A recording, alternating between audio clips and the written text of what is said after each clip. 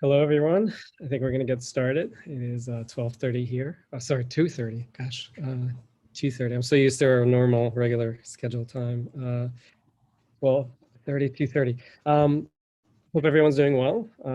Thank you, everyone, for joining us here today. My name is Alexander. I'm one of the instructors in the Type of Cooper program, which is presenting this talk today. The talk is part of the Herb Lubalin Lecture Series.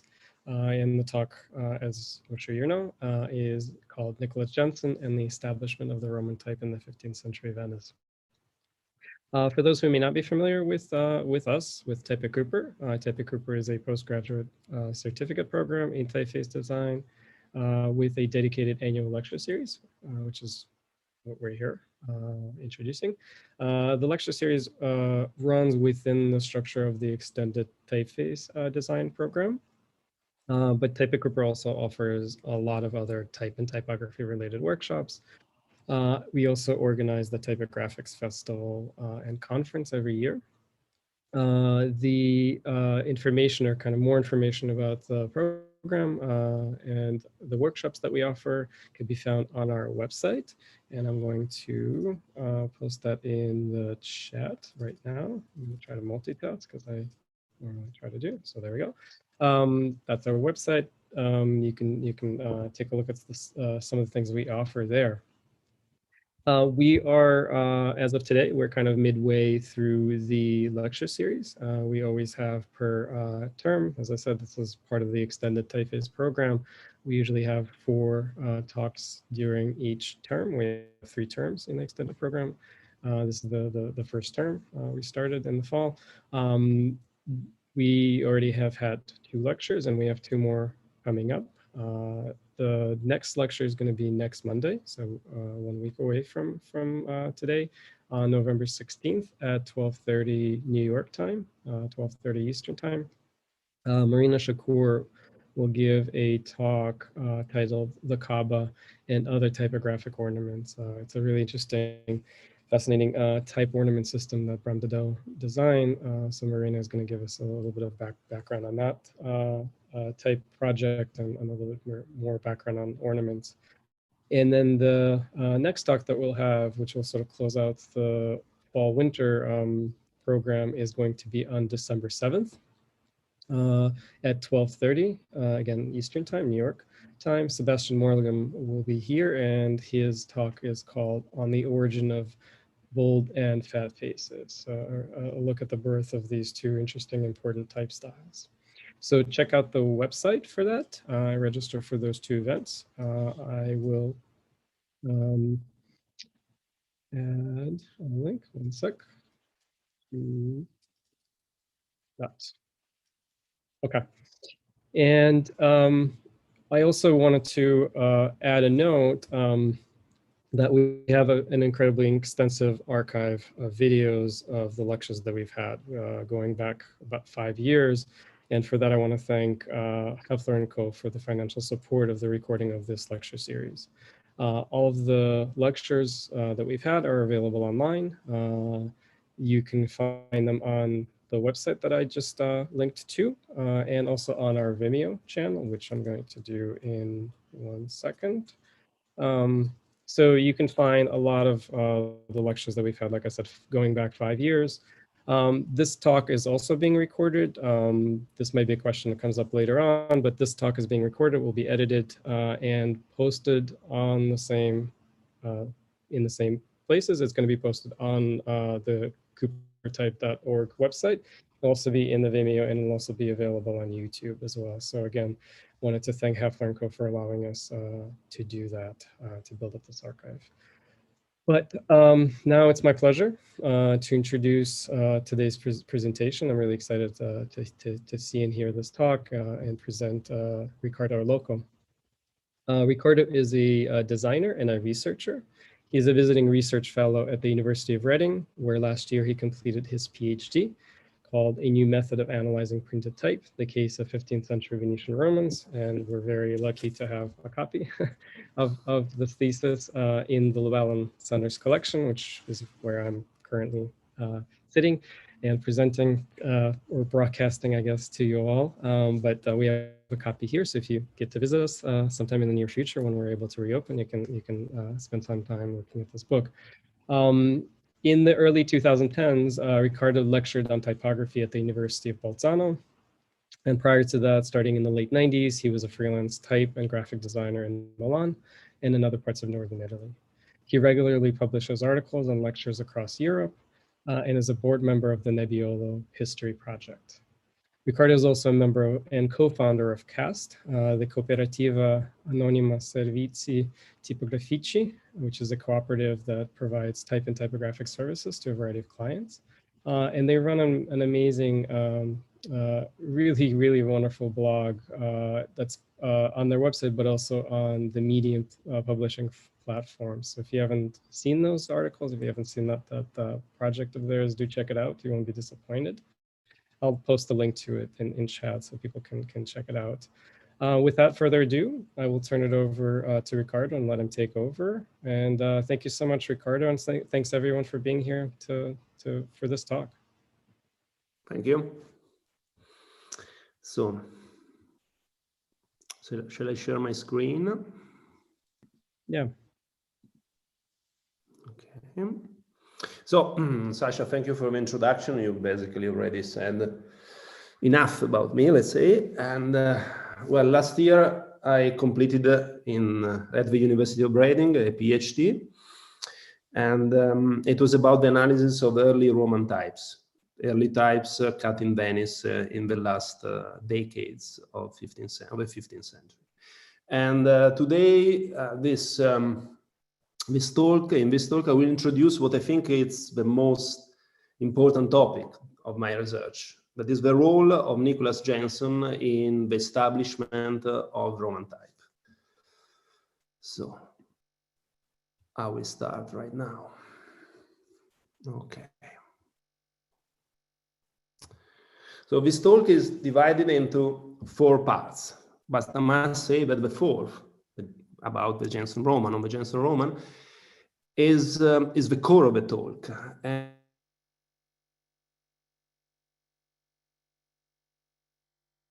And it's much longer than the goal I have set myself. At the end of the talk, you should be aware that this Nicolas Jenson, this Frenchman who died in Venice 5,400 years ago, he was one of the most important figures in the history of Western culture. I'm not just talking about type.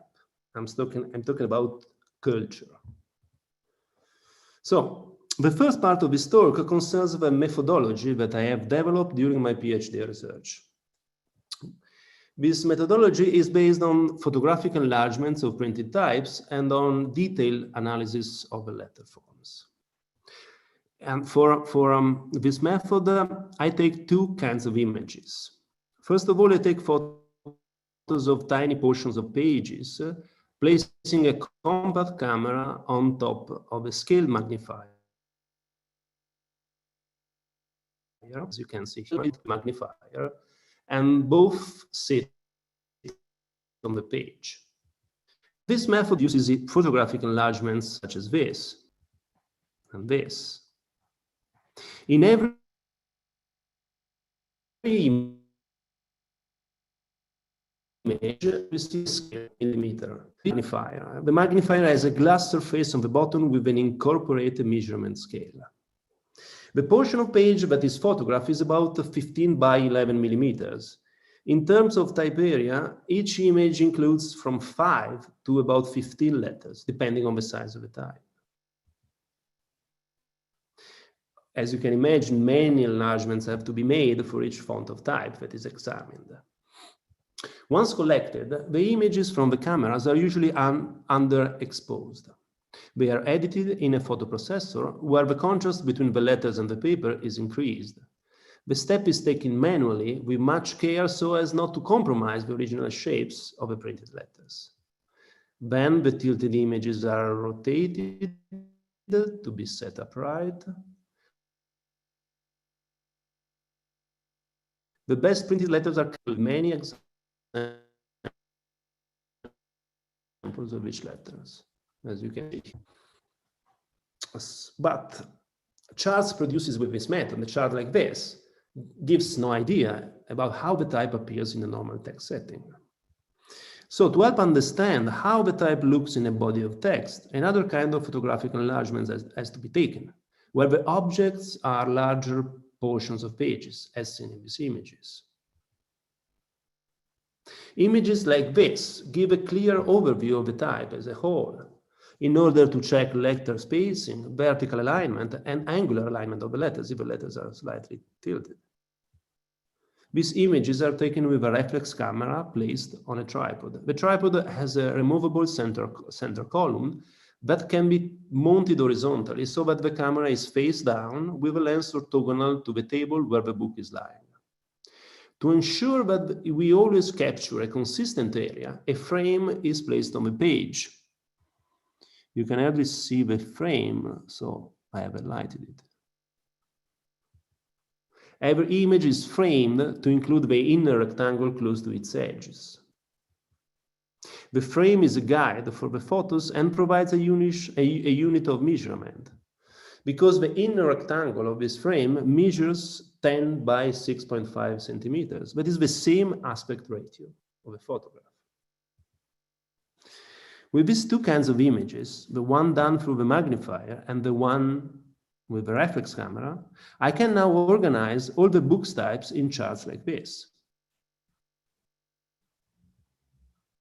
These charts are rough type specimens and provide a database of digital samples of Venetian type that is easy to assess and to consult. When used together, the two kinds of images that I showed form a powerful tool for describing and identifying the printed types. And this is very important, they allow direct comparisons between different types. However, these images I've just showed, these are just the best order among my type specimens. Usually they look like this, and even worse, like this. They are working documents actually, so I keep on reworking them, and I usually take letters that I'm interested in for a certain comparison. Anyway, my research follows a comparative approach, and these two kinds of images allow a direct comparison between different types. To explain how I compare different types coming from different books, I shall show this example. The type used by the anonymous press of Martialis in Venice in 1480, here on the right, shows some resemblance with the Jenson Roman here on the left. The spacing is different, as much as the tidiness of the printed work and the quality of impression. But what about the shape of the letters? Do they look similar? When two editions display a similar type, the two types are compared to determine whether they share some sorts and possibly whether they come from the same punches. The comparison is done by means of overlying images. Let's compare letter A, for instance. First, I cut out the letter forms. Then I take the letter of type number 1, that in this case is Jenson, and blend it with a layer of red so that the darkest areas of the image, the areas of poor black or close to it, are turned to red. Then I reduce its opacity, I take the other type, press on Martialis, and I reduce its opacity too, and finally I overlay them. Here we see the overlaying, quite big on screen. As you can see, the outlines of the two letters are pretty different. The structure of a letter and not their outline is what the type analysis has to focus on when we want to understand whether or not two letters come from the same punch. The structure. When overlying images, we have to check the relative position of the strokes within the letter forms and see if they match. The type can be worn. It might have been recast in a different mold. The difference in inking can be substantial. But if the overlying shows that the structure of the same letters match, it usually means that those letters come from the same punch. As you can see in all these examples, the position of the strokes in relation to the other parts of the letter form does not change. You can see here the changes in the ink, probably. Press of Martialis M is notably rough, The outline seems mashed. Tiny bulges are crowding into the stroke, but the structure of the shoe letter corresponds. Because of time limitations, I have restricted my discussion to these few letters, but such a comparison has been done on the whole character set, more samples for each letter. The analysis has revealed that, despite looking dissimilar on the printed page, the Roman type employed by the anonymous Presso Martialis was cast in matrices struck in Jenson's punches. Here you see another sample of comparison, with another poor quality type, this time employed in Brescia in the early 1470s.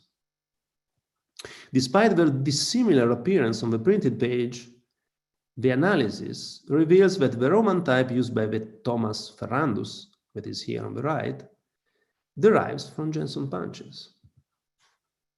Here, some sample of comparisons of letters. Please note how many samples of letter A I have taken. I always take many samples for each letter I analyze, but I would bore you if I show all of them. So I just select some of them. I spent some time showing the method I've developed to analyze printed type so that the procedures can be repeated without difficulty. Because this method can be applied with profit to printed type coming from different time periods, to any time periods. And I have used the same method, for instance, with English 18th century types. And it worked very well. So, now it's time to introduce the context in which Nicolas Jenson operated, that is Venice in the last 30 years of the 15th century. As is well known, Venice was the most important center of printing in the 15th and early 16th century. When printing the movable type was introduced, Venice was one of the most prosperous and most populated cities in Europe and its greatest seaport. It was the center of the European luxury trade, with strong commercial relations with the Eastern Mediterranean, Germany, and with other Italian states. But Venice was also a production center. It was a big industrial city for Renaissance standards. The canals were sprinkled of workshop, and we can bet that the air water was much more smelly and polluted than today, despite the lack of motorboats. Among the strongest industry, we found textiles, with a production of goods of wool and silk. Venetian brocades and damask kept on being fashionable all over Europe for centuries. Another strong one is the dyeing industry, with dyes imported from the East. And this industry must have actively contributed to the pollution of the canals. This painting that you see here, as the one I showed before, they were employed as signs referring to a certain craft in Venetian public offices.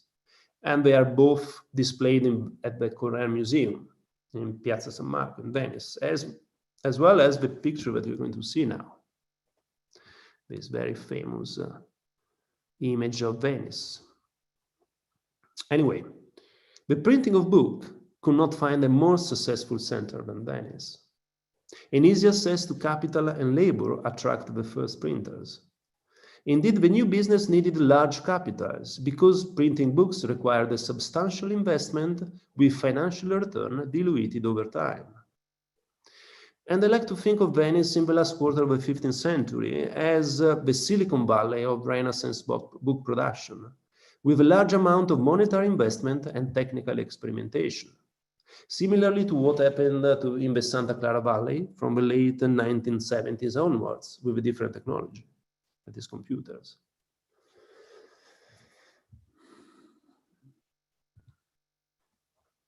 Venice soon became the most productive center of printing during the Renaissance. It took about 2 years to become the most productive.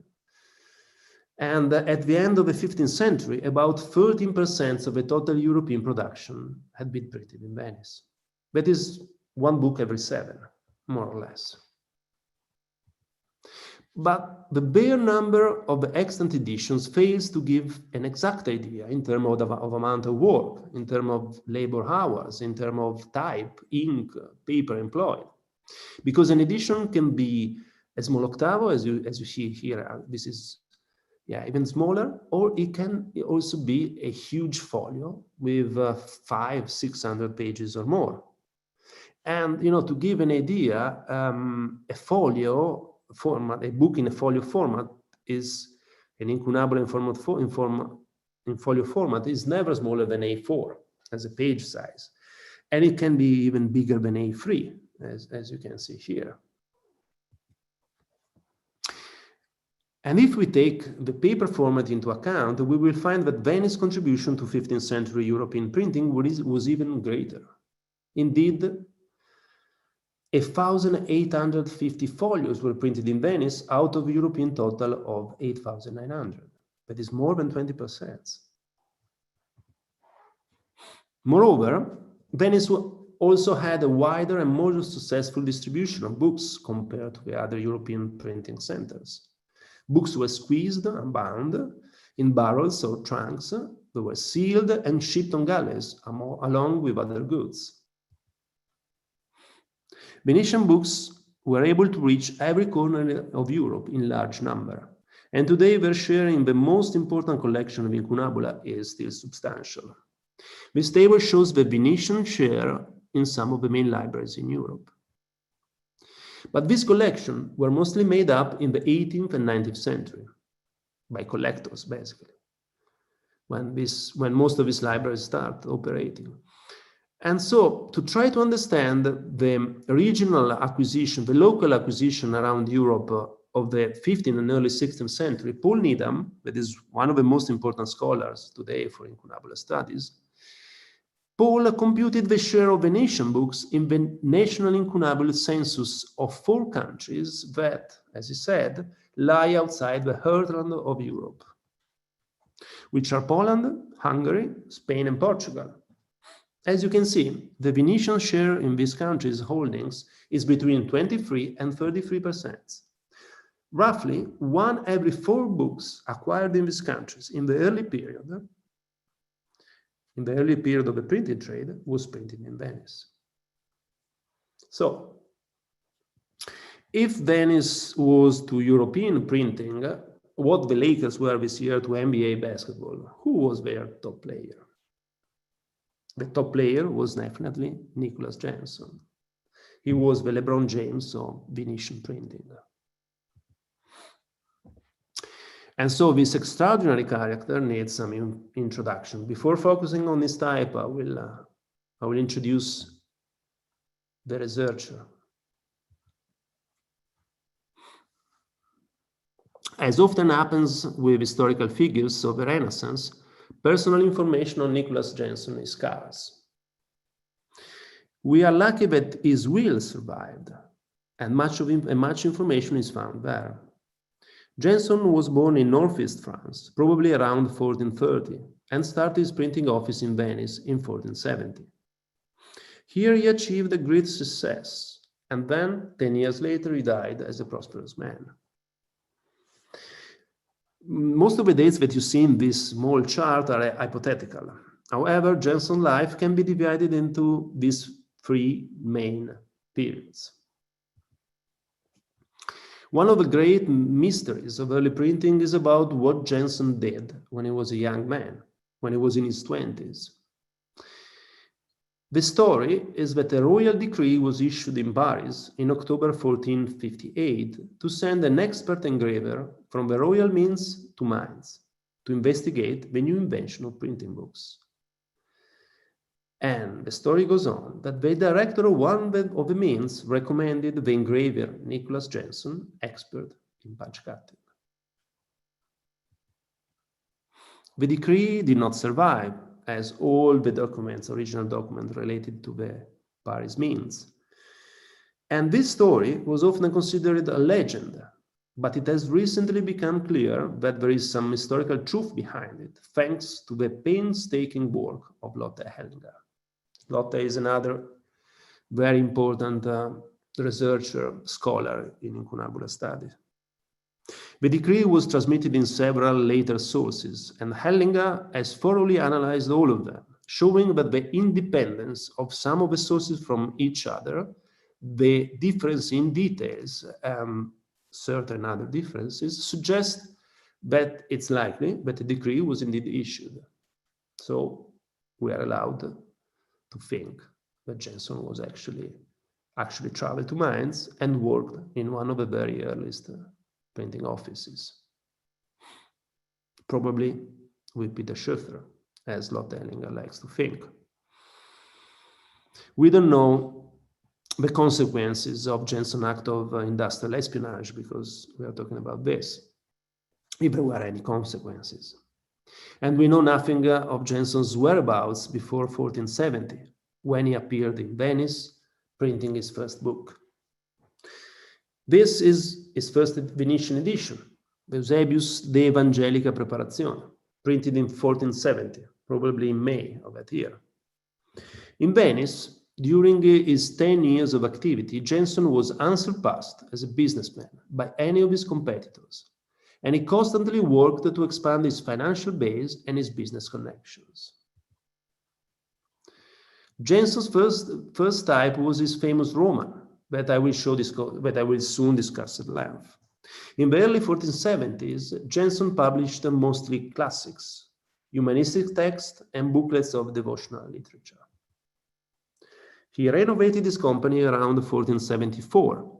He associated with two German merchants, Johannes Rauchfas and Peter Ugelheimer, who helped him establish a wide and strong distribution network of booksellers. Both his partners were from Frankfurt and belonged to established merchant families.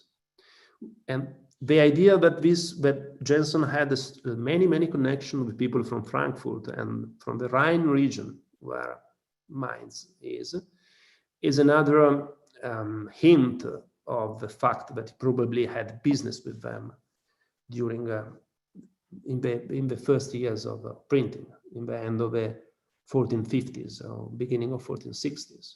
So the royal decrees probably was true. The story was probably true. Anyway, one of these two partners, Ugelheimer, also had a tremendous taste for the visual aspects of books. His collection of illuminated volumes especially survived, and the book stands out for their exceptionally rich illumination. You can see here two examples. And perhaps you have not noticed, but these are printed pages completely covered with illumination. There are about 20 volumes of this kind that survived. They are all printed on vellum, and most of them were printed by Jenson and the rest by other Venetian printers. And they are all lavishly illuminated. We are talking about one of probably the best collection on earth. An exhibition of Ugelheimer was organized in Frankfurt in 2018, where all these books that now are held in several European libraries and even in some American libraries, but all the books were collected together for this exhibition in 2018. And the catalog has been published out of them. I'm very interested. It's all in German. So besides renewing his company, Jenson also turned his production to religious and legal editions. It proved to be a more profitable market. Indeed, in the 15th century, the most important subject in academic studies was law, canon and civil laws. And teachers of law in Padua and Bologna universities, that were the most important university in Europe for law at the time, teachers of law were considered the rock stars of the time. They were paid like top NBA players today. For instance, this is the funeral monument of one of his teachers in Padua. At the time, only kings and very important rulers had monuments such as this. A tradition that had gone on for 200 years or more established the use of Gothic Rotunda script for legal books, for legal treatises. Rotunda was the formal book hand developed in Italy and Southern Europe during the Middle Ages, as much as textura was the formal hand of Central and Northern Europe. Here you see, I'm showing you two samples of textura on the left, of hand, textura hand on the left, and rotunda hand on the right, both written on big size. And so you can understand the difference, the morphological differences between these two scripts. Like the Stura script, in Rotunda, the letters are bold with short ascenders and descenders, and with a high contrast between thick and thin strokes. But unlike Textura, Rotunda letters are usually rather wide. They lack of Textura compactness and display curves in the bowls, like B, like O, like P, C, and so on. And they still have some angularities, like in lowercase, like in A, and also in G, but it's not shown here. The Rotunda script attained its full maturity in the 14th century, and it became known all over Europe thanks to the Italian university, Bologna and Padua, where it was employed in the famous treatises of canon and civil law. Canon and civil law were subjects that had to be mastered by ecclesiastics, notaries, and everyone in charge of public offices all over Europe. And they all used Latin. So it was pretty comfortable to print in Venice for a huge market. In 1474, Jenson started his editorial series of legal treatises with the Decretum Gratiani that you see here spread. This book was set in his 2 brand new types, Rotunda types, because to start this collection of legal books, Jenson cut 2 Rotunda types. Other printers had employed Rotunda types before Jenson, but Jenson reached what Ricardo called an expert and definitive typographical form for this style of type, at least in the lowercase. The high aesthetic value of these types is clear at the first glance, even though our modern eyes are not familiar with Rotunda. Jenson was able to reproduce the artificial perfection of the best Rotunda hands, with their harmonious collection of curves, angles, thick and thin strokes, thin connections. These types produce a harmonious pattern on the page, a woven carpet in the best tradition of Gothic scripts. The 2 types follow essentially the same design, and they soon became models for many punchcutters. Many Rotunda types in Venice, Italy, and all around Europe were modeled on Jenson's letterforms. Jenson is known today for the quality of his Roman type, but his peers in the 15th century admired him more for his Rotundas, because at the time Rotunda was a more popular style of type than Roman. In 15th century Italy, more books were printed in Rotunda than in Roman. In the following years, Jenson equipped his firm with other 3 Rotunda types, which follow the same design as the previous ones in the lowercase and display a slightly more complex design in the uppercase. One of them is this big size of Rotunda for titles, measuring about 21 points. Focusing on the printing of legal editions granted Jenson success and wealth. Jenson was a very clever entrepreneur, and his business was run by a long-term working capital invested by a group of shareholders. The archival documents show that, besides managing a printing office, Jenson was also taking care of bookselling and book distribution, of books printed by him and by other Venetian printers. He appointed several agents to look after his businesses in Italy and abroad, up to England. They were acting as attorneys, selling his books to local bookshops and recovering Jenson's credits. Shortly before dying, in 1480, his company merged with that of his biggest competitor in Venice, the German Johannes da Colonia. And together they established a new and powerful enterprise, probably the most powerful among European printing offices of the time. To give an idea of their capability, before merging, these 2 firms together produced about the 40% of all the editions printed in Venice in the 1470. 40%. Here you see the printer mark of a new firm that was named Johannes da Colonia, Nicolas Jenson, and Partners. Jenson's name was also spent by his business partner after his death. Indeed, the image you see here is the opening of a list of books that is a primitive form of advertising, because the advertising in 15th century basically were a list of books that were available at a certain shop or at a certain retailer. So this list of books that you see here was traded by his company and printed 1 year after his death. And the list that is all set in Jenson's type, the list includes books printed by Jenson, by his partners, and by other Venetian printers. And the introductory text, that is what I'm showing, includes an acclamation of Jenson's types.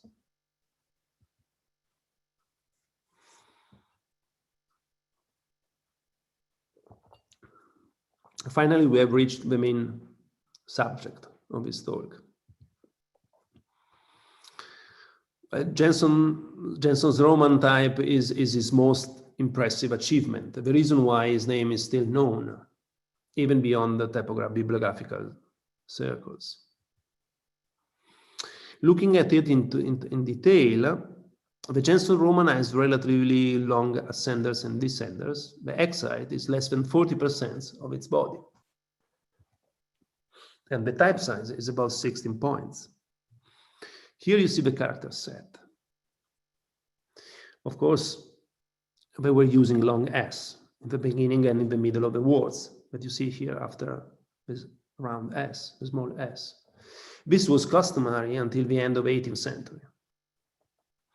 This list actually is not the complete character set, because it doesn't include a couple of some abbreviations, and also the ligature CT is missing. But these sorts do not arouse much interest on my part, because they are quite rare. They don't occur very often. Jenson's capitals are big. They are as tall as his ascenders, and they are rather bold compared to the lowercase letters. The thick strokes are too thick compared to the lowercase. Let's get back to our character set. Now I will focus on some peculiar letter forms to get more familiar with the type. Letter forms that carry a large amount of morphological information. I will keep on going with the capitals. So still talking about the capitals, probably the most peculiar letter is capital M, that has these vertical stems and a bilateral upper serifs on top. Also, letter R shows a tail like an elephant tusk. And both M and R, they do not come from Roman imperial capitals. They don't try to follow Roman imperial capitals. But that is the source of our capitals and of most of the Roman capitals throughout the centuries. Shapes like this that you are looking at, they are found in Carolingian manuscripts of the 9th or 10th century, such as this. This is an opening page of the Gospel of St. Luke that is included in the famous Carolingian Metz Gospel of the 9th century, that is today in Paris. And you can see here that Jenson capital M looks very, very similar to this shape of M. You see?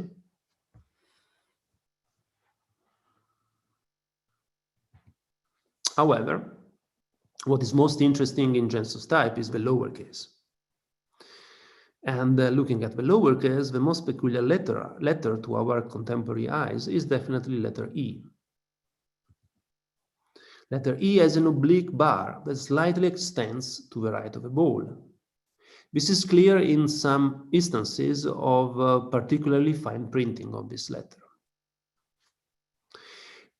This shape of E does not correspond with the shape of E we are used to seeing today. Today, types with oblique bar are types with an E with oblique bar are extremely rare. And I bet that few of them display a smaller stroke that extends to the right of the ball. But what about the rest of the lowercase? It seems to me that the lowercase of this type look quite regular, quite custom to our contemporary eyes. And this is actually impressive, because it's worth remembering that this type was cut in 1470, roughly 50 years after Gutenberg's Bible. It was one of the earliest types to imitate humanistic script, probably the 5th type cut in Italy and the 2nd in Venice. Jenson's lowercase letters look ordinary to a reader of our times, but they are actually Jenson's most important innovation. The most notable letters are A, G, and H, and this is the letters on which we are focusing now. Today we are so accustomed to Roman letter forms that it's hard to grasp the significance of Jenson's work. Jenson chose some shapes of letter that became customary in Roman type. He chose them, he designed them. Well, he cut them, but we can understand this, we can understand the importance of Jenson's innovation, comparing Jenson's Roman with the earliest known types cut in Venice during those early years, between 1469 and 1472. That is the time of inception of Roman type. Here we see the Jenson Roman below, compared with the Spira Roman above. The Spira Roman is the first type which appeared in Venice, and it was employed at the press of Johann of Spire, the Spira in Latin. But Johann of Spire, as it's well known, he was not very lucky. He died shortly after printing a couple of books, a couple of editions, leaving the printing office to his brother Wendelin. However, these two types that you see here were the first two types cut in Venice. Here we see a comparison with the large letter forms, and you can see that letter A and letter G have different designs. The Spira A, for instance, looks like almost a rotunda shape, quite compact. It's even darker than the other letters, apparently, but it could be ink. But the most striking difference is letter H, that in Jenson has a straight right stem. It's normal to us, but it was not in the 15th century, because in the 15th century, this letter usually followed the uncial construction, the round H, such as the Spira H. And Jenson was the first to cut such a different shape. We find some humanistic manuscripts with this straight H, but it was employed quite rarely. Here we see the comparison with another early type employed in a bunch of editions that did not include the name of the printer. So it's called the so-called press of Ausonius. And comparing these early types, we understand that letter G is probably Jenson's masterpiece, because the extraordinary quality of this design, of this ability of rendering these shapes, is clear if we compare his G to the shapes of G found in the other early Roman types. This is another type, which also appeared in 1471 in some Venetian books with no printer's name. Still focusing on G, that as a type designer is the most challenging letter in lowercase, the lowercase to me. So comparing to his colleagues, Jenson was able to bring a better balance between the upper counter and the lower counter, so that the lower elliptical counter is not too much bigger than the upper circular one. And the letter better integrates with surrounding letters. It doesn't stand out like this press of Basilius G, as you can see, this huge round lower counter. Here you see the same two types, different scales. This press of Basilius type looks weird to our eyes, with extravagant shapes for letter A, E, R, and others. Here's another example, still early type. Here we are in 1472. Adam de Ambergau was a German printer, the guy who employed this type. He was one of the very first printers to settle in Venice, but it did not last long. He probably went bankrupt and sold his equipment as soon as 1473. So his career lasted less than 2 years. Ambergau employed this peculiar type with wide, round, and highly contrasted letter forms. Here you see a close-up. Unfortunately, the quality of the book of Ambergau I took pictures of was not very good. But you see the difference in letter forms. This is an overview of the earliest Romans which appeared in Venice in the very first years of printing in that city. For they are all based on humanistic hands, these types show features and letter forms that have little to do with one another. Some of them look bizarre to a reader's eye today. However, they reflect the many diversities that different hands, all considered humanistic, could display in the 15th century, before printing was introduced. Indeed, to understand why the early types look so different from one another, we need to check the sources from which they were copied. The source was humanistic script. As happened throughout Europe in the earliest years of printing, type was cut following the calligraphic style that the local scribes were using at the time.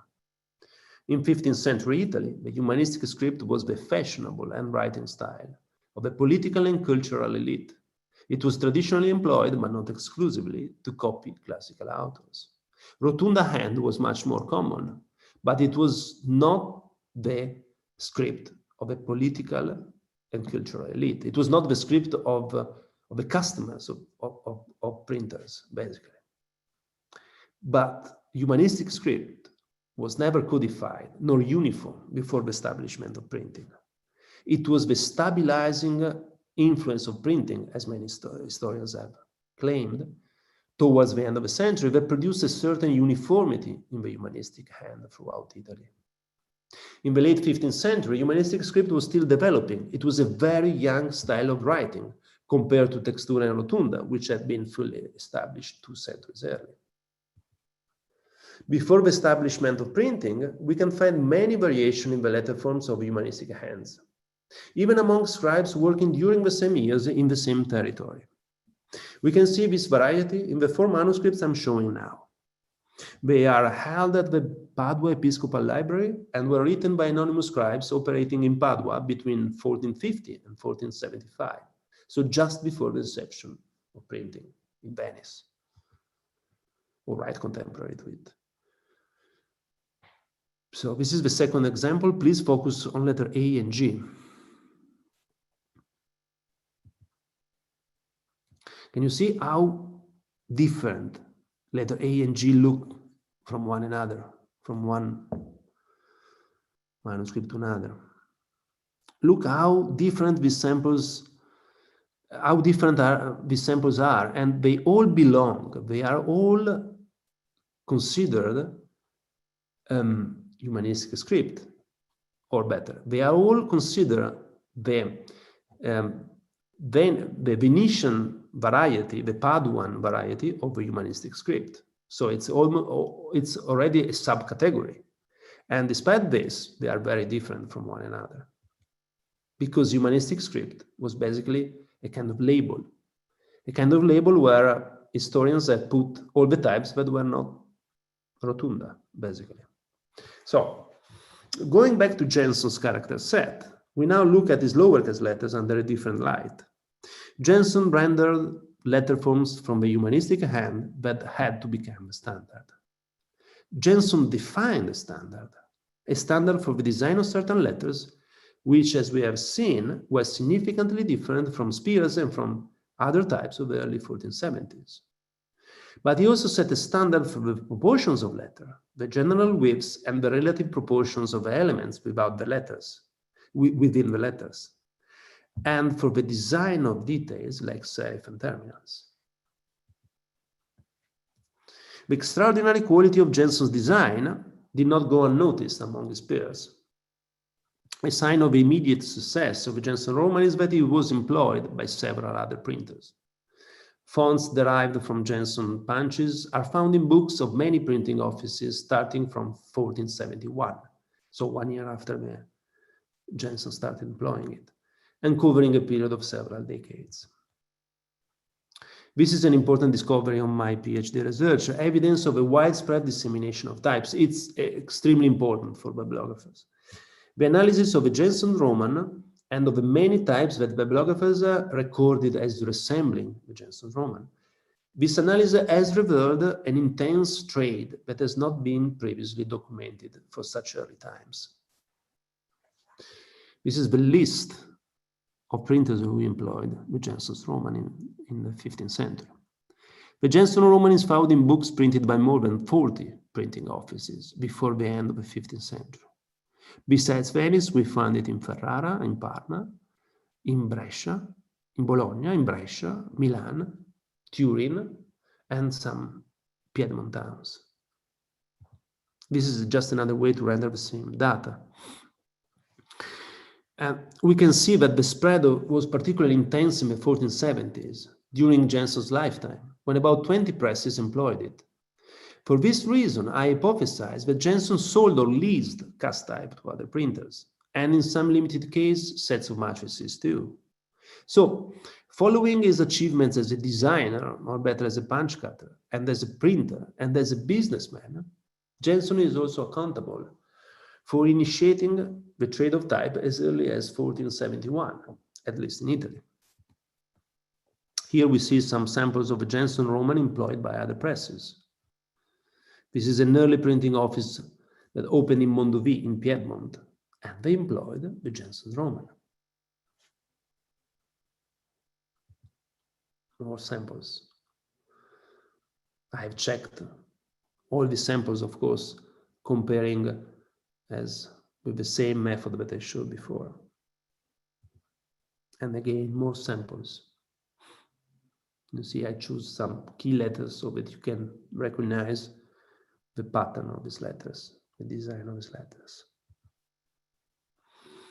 Besides the geographical dissemination, another sign of immediate success of the Jenson Roman is that it was soon imitated. The imitations could be loose, but could also be faithfully executed. And this is the case of the type we are going to see now. The Roman type employed by Gabriele Di Pietro, here on top, shows strong similarities with Jenson's Roman in all its sort. At the first glance, the Di Pietro Roman looks like a low-quality instance of Jenson. The letterforms that differ from Jenson might be due to several factors, such as worn type, poor casting, uneven inking, poor press work. These letters, the letters we are looking at now, they don't give clear results when overlaid. They look similar, but not completely similar. With letter D, we begin noting some tiny differences, because the shape of the bottom serif of Di Pietro D, in gray, looks different from Jenson's D, that is in red. Here you see it big. You see that Jenson's serif at the bottom displays a different shape and looks deeper, much deeper. It looks like a change in structure. It seems that ink cannot do this thing. Although one letter alone does not say much, we need to analyze all of them, all the letters, before reaching some conclusion. Note that the difference in thickness in the bowl could be caused by over-inking or printing. It's not necessarily a sign that we are looking at the different punches. But when we turn to Di Pietro's capitals, we find there are structural differences with Jenson's letters. It's particularly clear with capital M. Di Pietro M, in gray, is definitely wider, although it tries to follow the same design. And this is a difference in the structure of the letter form. This is evidence that we are looking at letters that they were cast in matrices struck in from different punches. The same structural difference is found in capital M, capital R. Di Pietro's R, that is in gray, has a smaller bowl with a flatter top, and its tail is notably lighter and shorter than Jenson. This is just a digest of a comparison between the Jenson and Di Pietro Romans that I did. The overlying has been applied on different instances of all the letters, before concluding that Di Pietro Roman is a close imitation of Jenson's. This type derives from a different set of punches, despite the close similarity that could mislead a careful observer when looking at the types with a naked eye. These few samples also show how skillful 15th century punch cutters were in imitating existing type, because we always need to remember the actual size of the things we are looking at. Besides Di Pietro, there are other types that appeared in books printed in the 1470s and 1480s and look like loose imitations of Jenson's, where the punch cutter was clearly inspired by the Jenson Roman. We'll see now a few samples starting from this Blavis Roman, one of the very first types to be cut at a smaller type size, about 12 points. Here you see a comparison with Jenson. And here, the usual letters. You can see that they follow, that Blavis letters follow closely Jenson design. And please note that Blavis' big excite as compared with that of Jenson, while its type size is much smaller. Punch cutters of the 15th century knew that reading comfort depends on the excite more than on the type size, and thus they designed a bigger excite for smaller Romans. Here is another example of loose imitation. I have identified a dozen types that fall into this category. A dozen types, 12, 13 types, is a small number compared to all the Roman types cut in Venice in the 15th century, but amounts to about 60 distinct types to my knowledge. However, the majority of these dozen types that imitate Jenson were among the most widespread types of the time, each included in the stock of type of 20, 30, or more presses. The most striking example of imitation of Jenson's type is what I call the Scotus Roman, a type that remained on the market for a century and was employed by more than 100 presses in Italy and elsewhere in Europe. Although it's difficult to mistake it for Jenson's Roman when seen on a printed page, the type closely follows Jenson's style of letterforms, especially in the lowercase, where not a single letterform moves away from Jenson's model.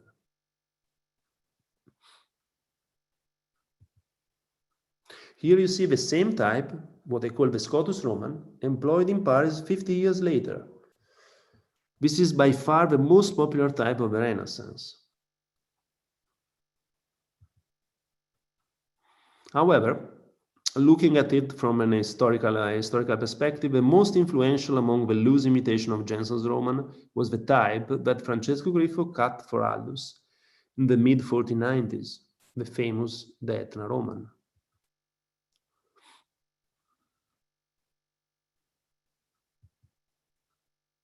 Griffo Romans followed a different design approach for his capitals, which adhere the Aetna capitals adhere more closely than Jenson's to the Roman imperial capitals, and they are smaller than the ascendas. And this is one of the most important features of the Aetna, actually. But turning to lowercase letters, we find that the Griffo type is deeply indebted to Jenson. Focusing on single letter forms, apart from E that displays a horizontal bar, all the rest of Griffo's lowercase letter follow Jenson's design, and there are no details that depart from that model. The general measurements are the same, apart from the height of the capital, as I said before. But the Aetna has a slightly bigger excite, but it's really small, the difference. So that the letter looks slightly more condensed, and the Aetna Roman has also a thicker thick and thin contrast, a higher thick and thin contrast. However, apart from this, the general proportions of a letter, and notably the ratio between the widths of different letters, are the same as Jenson's. You see here, I'm comparing these letters with other neighbor letters.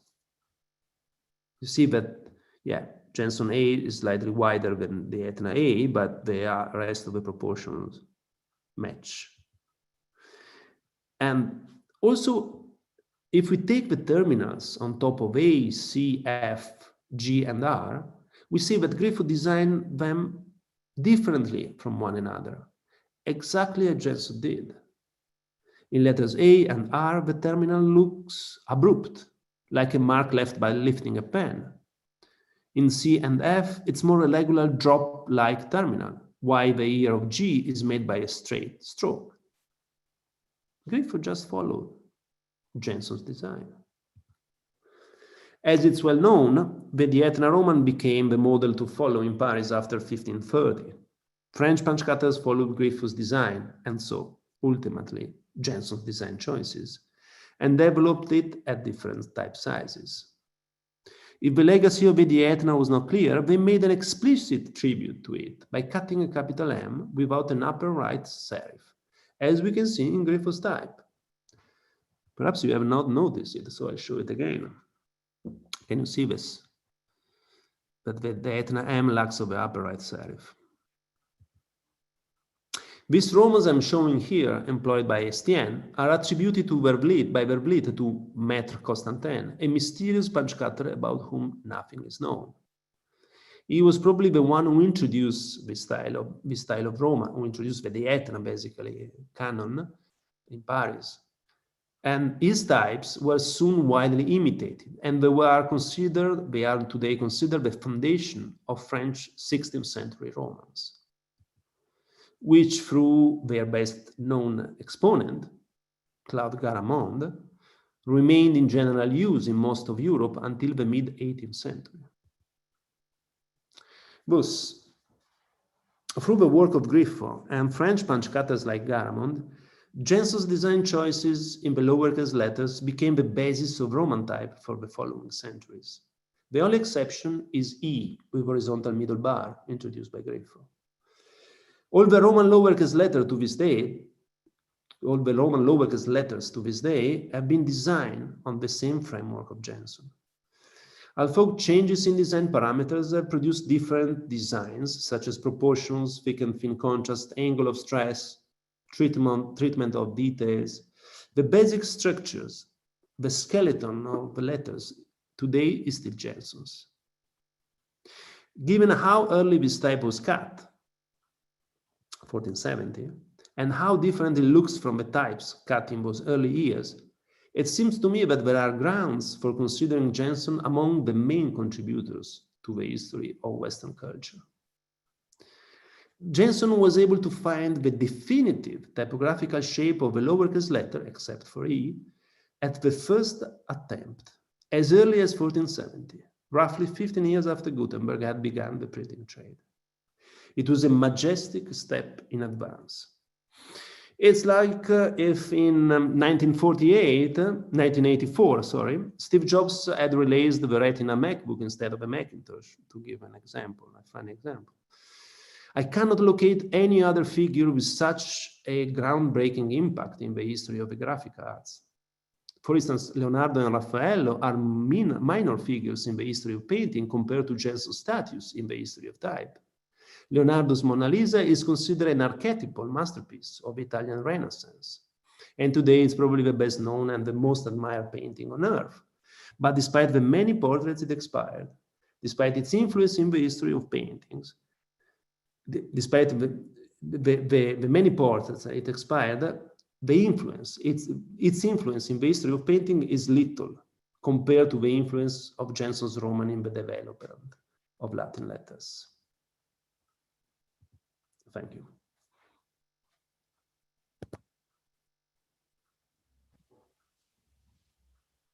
Thank you, Ricardo.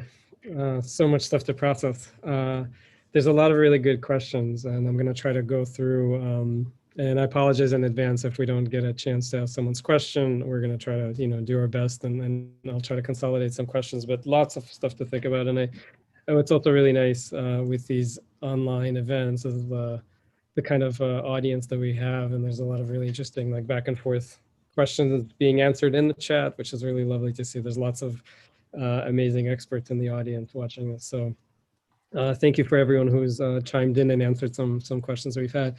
So let me see if I can maybe just go through and I'll look through some of the more early questions. There's one question that came in kind of at the beginning of your talk. And the question is, can you share any findings during your research which speak to the influence of Asian and North African calligraphy traditions via the Silk Road and other trade routes or on European book printing and type design? Have you seen any influence? In the book bindings, sorry. Mm-hmm. That was a very big influence. It's not my field, so I'm not at all an expert. Bookbinding and illumination they were both strongly influenced by the East, by the Turkish Empire, Ottoman Empire. And basically the best, to my knowledge, again, because they are both are fields that are outside my comfort zone, the best bindings, European bindings in 15th century were just they were copying Arabic bindings. While if we talk about, let's say, the shape of the letters, no, I have not found any relation, let's say, with, well, they were relation with Greeks, of course, Mm-hmm. but not with Arabic writing, to my knowledge. Mm-hmm. I think like there was like a couple of interesting questions that maybe kind of relate to that about the technique of illumination, like whether, especially like in the early examples you showed of Jenson, like with the highly illuminated pages, were some of the questions were consolidated, like 2 or 3 questions, like whether that was done by hand or whether that was like woodblock. I imagine it as mostly hand painted. Yeah, there was a technique very early, because we have just examples of it in the early 70s. So it was a very early technique of printing by hand, not with a press. So probably it was just taking a piece of wood and inking somehow and pressing on the page to make borders. So many borders, especially Jenson's and the Spira's books of the 71, 72, 73, there was this important historian. She's called Armstrong. She's one of the most important historians on illumination. And she proved how basically she found, I don't know, the same edition, 5, 6 copies of the same edition with the same border. But the border followed the same pattern, but not the same decoration. So we have the same kind of decoration, but with different colors of different elements. So there were some workshops in Venice in the early 70s, but they were producing let's say, big amounts of illuminated books. And they were using also this technique. So the printing of the border was just let's say, how to say, a trace for the illuminator to follow. And then he was painting on it. While the illumination, the books, the 2 examples I show, they are not at all like this. They were done by very expensive craftsmen from Padua and Ferrara, usually. And there are the names of a few of them, because they didn't leave any trace behind them, let's say. Apart from a few of them who became illustrator for woodcuts in the 1490s, because some of these big names of illumination, but probably, in my opinion, is that they were just the head of some workshops, working with where many people were working. So they turned to woodcuts because illumination started disappearing, let's say, in the 80s and the 90s. The illuminated copies are less and less. But on the other hand, we have woodcuts, woodcut illustration, woodcut borders, woodcut initials that start becoming popular. I mean, Rotunda was using already in the 70s, 1470s, but he was basically the only one. Then they started using at a certain regularity in the 1490s. And some of these illuminators became illustrators, basically. And anyway, these 2 examples I showed of Guggenheimer's book are astonishing. I mean, if you see the original piece, you can believe it's something that, I mean, it's like looking at, I don't know, the best paintings on earth. You can't believe. You would love to have big lenses to see the details, and you would like to touch it, but of course, I mean, they kill you if you just go too close to it.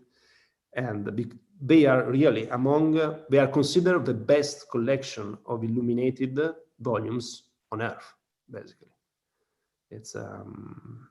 It's a pity that I didn't see that exhibition. I knew when it was already closing. So, but I have a catalog, and you have this huge illustration, very well done. The reproductions, yeah.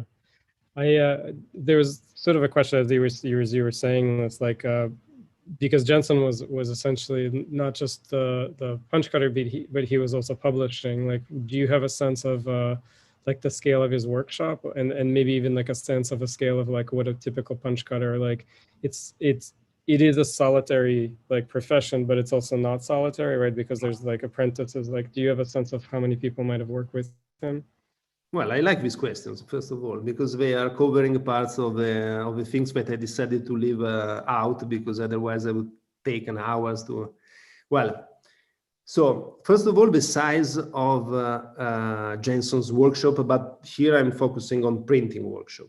This is astonishing because I made a calculation. Well, Martin Lowry, who wrote an important book on Jenson, did already calculation, but Martin Lowry on the technical things, he can be a bit tricky. I mean, I wouldn't trust him too much. It's a beautiful book, and he was a very important historian. But when we get into the details, we need to check again what he was claiming.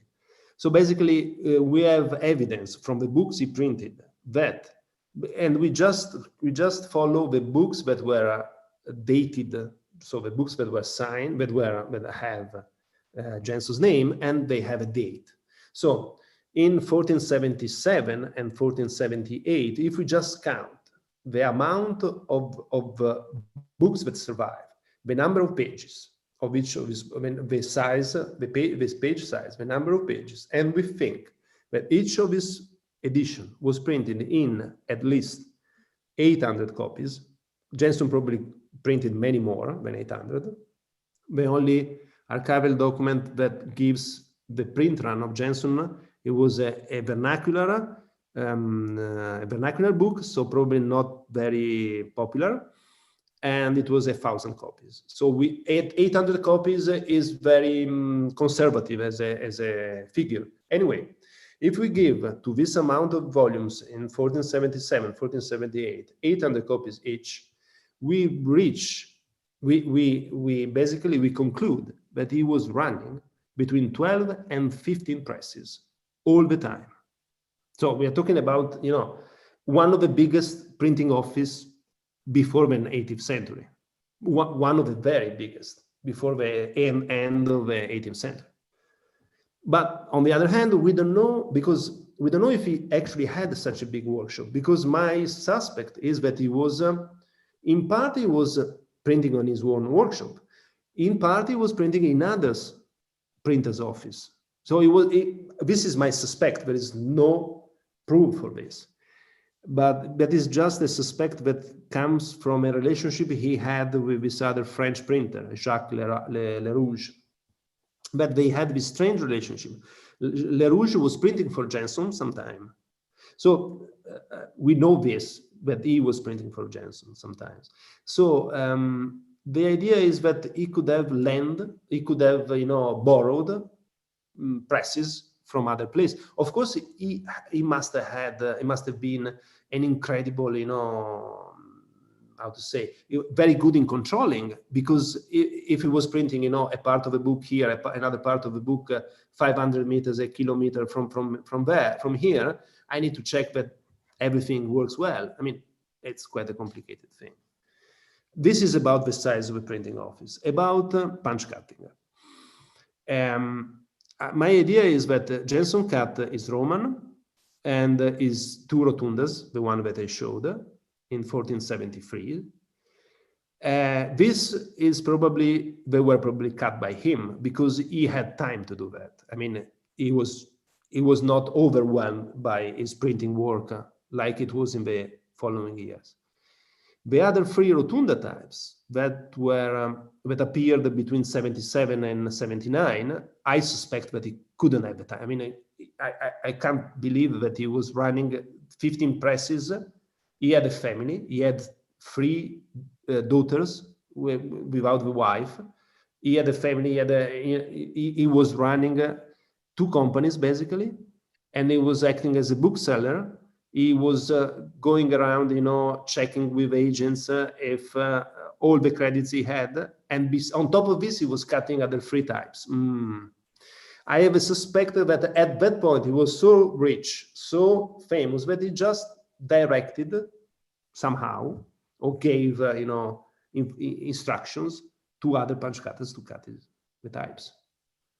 But all this is just hypothesis, of course, because we don't have documents at all to prove this.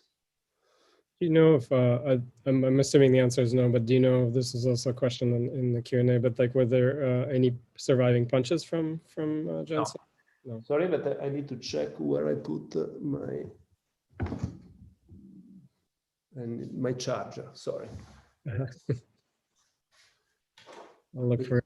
Finding out, sorry. No worries. There is just the only piece of there is this last will that is held in Venice in the Archivio di Stato, and I had, now I need to speak in past.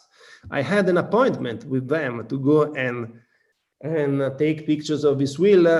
I have this idea, this hope that there is a sign is at the end of the will. I mean, it was still in force. I mean, it was still able to. But unfortunately, a few days ago, Italian government decided to close all the libraries, all the archives also. My appointment, that was very, it was very hard to get that, it's cancelled. Well, apart from this, nothing survived from Jenson, nothing. But nothing survived from no one of these early printers, basically. And even a major historical figure like Aldus Manutius, we have just a small bunch of documents from him. And we know that Jenson punches were around for another 10 years after his death, because they were given to his friend Ugelheimer, his friend and partner. And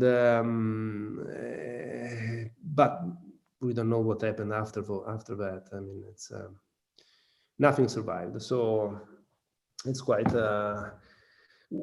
basically our information on this people is the colophon on the books, where they put all the information about who worked on the books, and a few archival documents that survived. For printers outside Venice, this is very good, because, for instance, in Milan or in Padua, in the archive, a lot of material survived, and there's still room for finding things. But this is not the case of Venice, unfortunately, because basically in 1580 something, 1586, I think, there was a big fire in the ducal place, in the Palazzo Ducale, where it was one of the worst, where some very big paintings by, I don't remember, Tiziano and somebody else were destroyed. Some very big paintings, important paintings, were completely destroyed. And then usually historians, historical books don't say this, don't mention this, but besides the important paintings, a room of archival documents was destroyed. And so all the notary documents of the second part of the 15th century disappeared. So basically, all the documents that would have been extremely important to trace, to reconstruct the history of early printing in Venice disappeared in this fire. That's why about Jenson, for instance, we have documents from Milan and from Padua. Nothing from, apart from his will, nothing from Venice. Mm-hmm. Which just means like how important this research is, and how much to discover, and how much might be completely lost. It's really fascinating too. I'm just looking kind of over the chat. Derek Kelly had asked a question in terms of like how did you determine that Jenson printed 800 to 1,000 copies? I thought Aldus was the one who started printing such large editions. Before Aldus, 250 to 500 was more common edition size. Well, actually, no. This is quite. Historians until a few years ago were considering these small figures, but not nowadays, because of many recent discoveries, and also because of because of the several reasons. For instance, there is another documented edition, printed edition in Venice, that was a Bible in 1476 or 78, I think, and that is more than 1,000 copies. And we know that actually Aldus, we suspect that he printed 2,000-3,000 copies of his editions of his in italics. And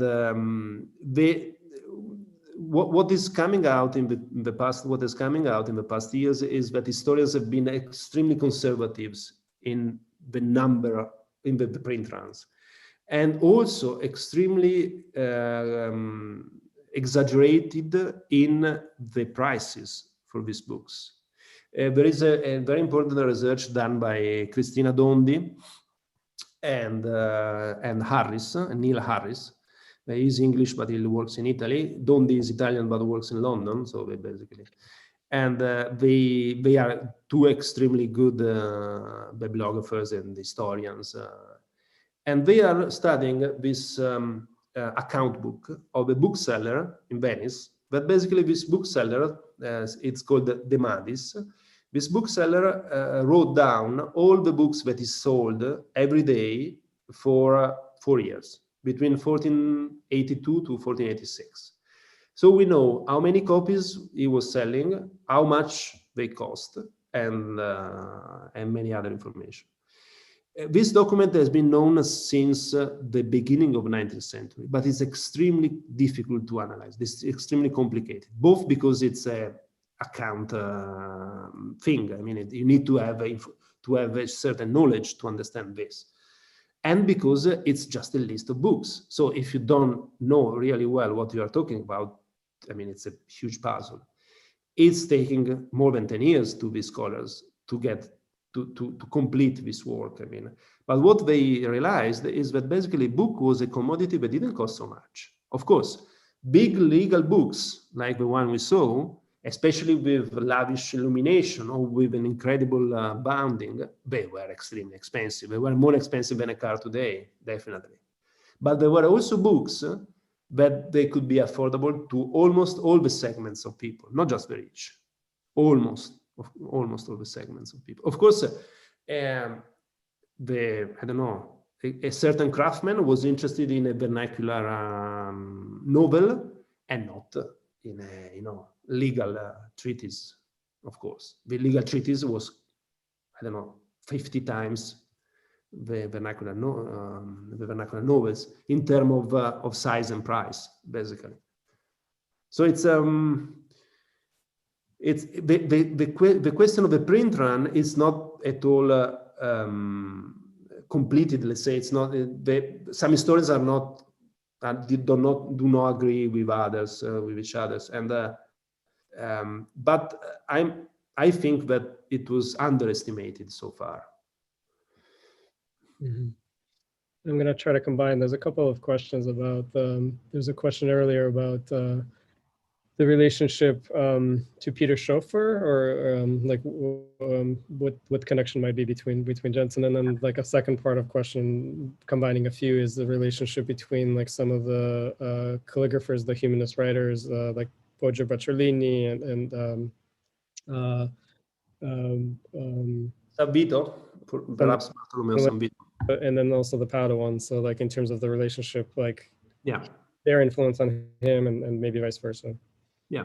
So Peter Schoeffer, we have no idea. Ellinga thinks, dreams more than thinks, because she has no proof. It's just her. That when Jenson went to Mainz in 1458, he went to work for Peter Schoeffer, and together they produced the Durandus type, that is considered one of the most important types in the early, probably the most important types in the first early years of printing. And there is actually, we don't have any proof of all this, but there is actually an interesting connection. And this connection was, I don't remember who was the historian, who was the scholar who talked about this. But anyway, they found that just because historians have been studying bounding and illumination to try to trace the commerce of these books. Let's say the road, the way that these books, the path that the books followed. Because usually what happened, that a bunch of books were shipped unbound and with no illumination to centers, to Augsburg, to Frankfurt, to Paris, to London, and so on. And then in the place there was a retailer working for the company, and this retailer was just giving the books to the booksellers. And he was also giving the books to the booksellers in small number. We have documents that testify this, because booksellers often were not selling for hard cash, for real money, but they were, giving as with a much later payment, and so they had a lot of problems with collecting money. After we know this, they had a lot of problems in collecting monies from booksellers. Anyway, the normal path was that the bookseller found the customer decided, okay, I take it unbounded as it is because I don't want to spend money, or I ask the bookseller or someone else to make a binding, to find somebody to make a binding and illumination. So basically the bindings and the illuminations can tell you where this book was sold. Of course, not in all the cases, but in the cases where they have been identified, this particular kind of bindings and illumination. And they found that many books printed by Jenson and by other early Venetian printers went through Peter Schoeffer in the 70s, in the late 70s, because Peter Schoeffer was a big printer, but he also was a very good book distributor at the time. Like Jenson in Italy, he was basically controlling all the Rhine area, all the area of North Germany, let's say, and he had his agents going around there. So basically, they found that there was a direct connection between Jenson and Johannes da Colonia and Peter Schoeffer. But they were shipping books to him, and he was basically selling books around. So this is the connection with Peter Schoeffer. About scribes and calligraphers, this well, I could speak hours about this, because there is I decided in purpose to not include too many information in the slides, because it's really a big topic. There was a particular style of humanistic script that was developed in Padua, and it was basically the best exponents were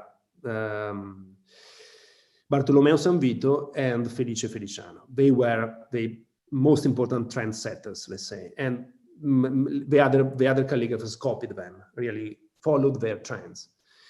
And the main thing that makes this style of humanistic script different from the Florentine style, so Poggio Bracciolini and all the others, is the source of the capitals, and consequently the work on the minuscules. But the source of the capitals is the big difference, because the Florentine scribes used to follow the Carolingian manuscripts. So basically, the Roman capitals were, were mediated, were diluted by Carolingian scribes, because they already, this has been proved by some historians. Poggio Bracciolini and the others were really following these shapes of letters that were not exactly a Roman square capital. They were quite different. While in Padua, there was a movement that connected painters like Mantegna and scribes, illuminators, and other artists, and collectors of antiquities, because collectors of antiquities were probably the people who were connecting all these different artists together. Just people that were going around and taking, pieces of inscriptions from Roman type that were just thrown anywhere, and they were studying them and they were reproducing them. And what Bartolomeo Sanvito did, and Felice Feliciano and their colleagues, was to carefully follow the Roman capitals of inscription. So instead of using a manuscript as a source, they used the inscriptions as a source, and they reproduced it on a manuscript on a manuscript size, basically. Doing this, they had to modify the lowercase to try to blend somehow better with these squarish capitals. And doing this, they added serifs to the lowercase. But serifs to the lowercase, it's a deliberate act. It's not something, but it's not just you go on with your stroke and you produce a serif. No, if you go on with a stroke, you produce just an outer stroke. You don't produce a full serif. To produce a full serif, you need to lift the pen and make the trace. And we see that from the 1460s, many calligraphers start doing this. So the idea is that they decided to do this to make the lowercase letter more similar to the capitals, basically, to make the minuscules more similar to the capitals. So it's basically what I usually say is that Jenson's Roman is based on humanistic script, but is based on a sub group of humanistic script. And indeed, if we look at some examples of some manuscripts of Bartolomeo Sanvito, it probably we get to the closest point to Jenson in manuscript. I never found anybody closer than some Bartolomeo Sanvito manuscripts. And they were close. I mean, we know that they were, I mean, Sanvito was in Padua or in Venice. Jenson was in Venice and in Padua. He lived in Padua in 1478. So, of course, we don't have any documents but the connections are, I mean, probable. And also maybe helps explain the wider H, the capital H being something that you see in Feliciano's work, but that noticeably which you see gets narrower in Grifo's work already, about 20 years later. Yeah. But yeah, and for instance, Sanvito is one of the very few. Well, actually, I'm not a big expert in calligraphy and calligraphers and Renaissance calligraphers. I studied some of them, but there is not much documentation. I mean, apart from Sanvito and from the Florentine ones. But Sanvito was probably the only one I saw that he was doing not so seldom straight H, lowercase h, so not the round H. He was usually doing the round H, but he was also, using the other shape of H.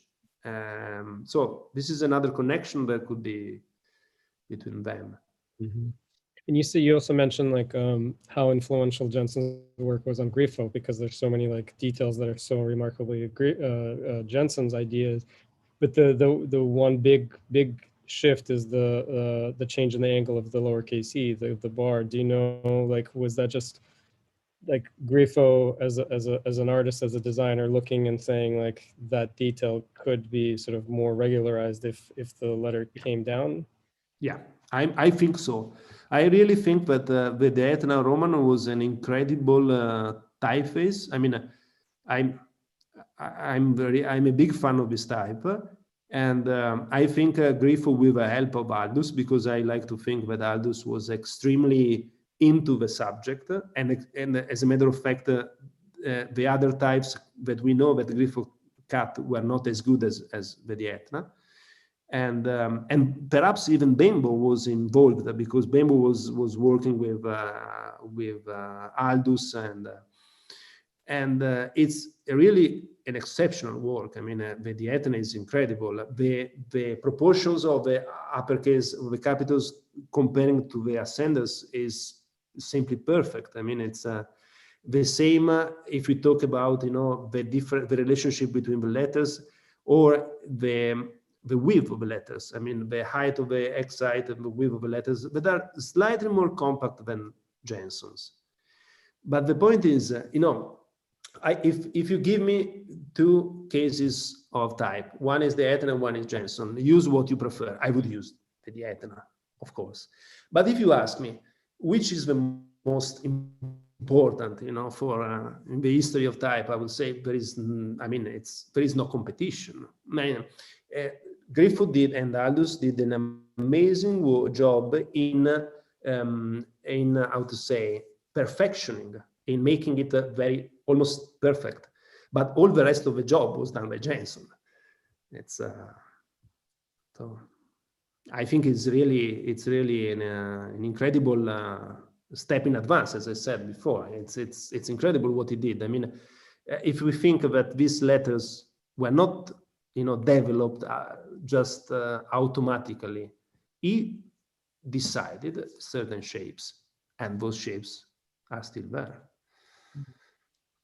I think maybe this is like a good place to stop, because of I think, like, I hope that the folks tuning in like really get a sense of how important Jenson's work is. And I think, like, I really appreciate the work that you've been doing in researching this, because I think it really puts a really interesting focus on an individual who is obviously established in the history, but like not to such a degree. I think it's interesting to see the influence that his work has had on printers of that period, and of course on Griffo, who then becomes the model for Garamond, and which is sort of this incredible legacy. And I don't know if you wanted to say anything about the work that you're doing now in terms of the like publishing this work further beyond if there's anything you want to say on that. Well, yeah, I'm trying to turn my research into a book, but a book that should be read, let's say, by people, not just by bibliographers or by a few of us that really loves this kind of things. And what I say is that people like my father should be able to read it. This is just because my father is a very big reader, he doesn't care at all about punch cutting, about types, but he likes history, so he knows why these things happen in Venice and these kind of things. So a kind of book that is easy to read. I mean, easy to read. I'm not.